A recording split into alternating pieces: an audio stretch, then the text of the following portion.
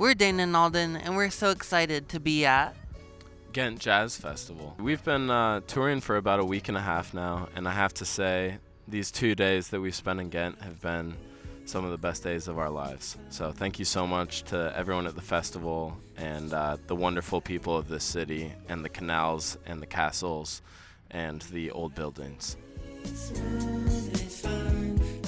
I think we've just both been pleasantly surprised by the caliber of the jazz, the warm spirits of the people, and just like the debauchery of each evening here.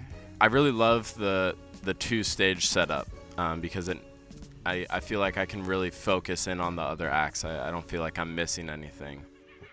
You don't have to be cool, it's fine.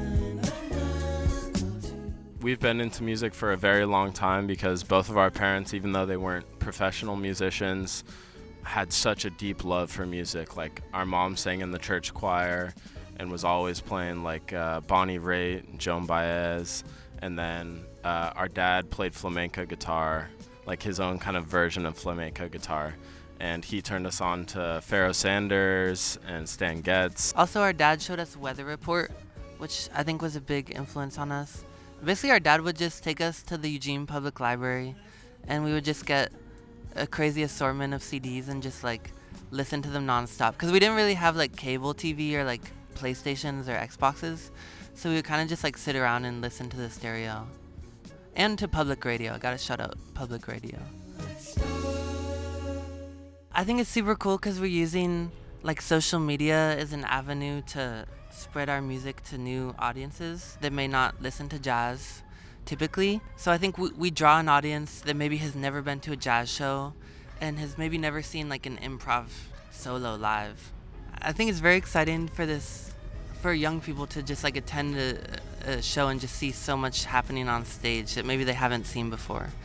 And I think that mostly just happened from like making little videos on TikTok and just like spreading like MF Doom covers and Earl Sweatshirt covers to like my audience. We've really found though that our generation and the younger generations right now have way bigger ears than like people give them credit for. Just because they grew up with the internet, grew up with sample-based music. They're not too attached to genre and they're really willing to listen to anything, which has been great for us having that fan base because we're able to try kind of anything and experiment, and they're willing to go along with us on that journey. My favorite crowd moment ever was in Boise, Idaho.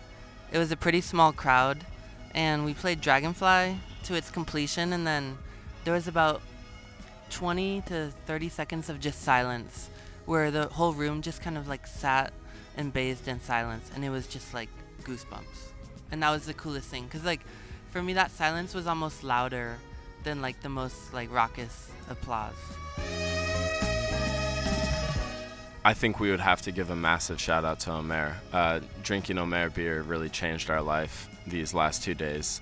The experiences that we've had, which are some of the best of our life, would not have been possible without Omer beer.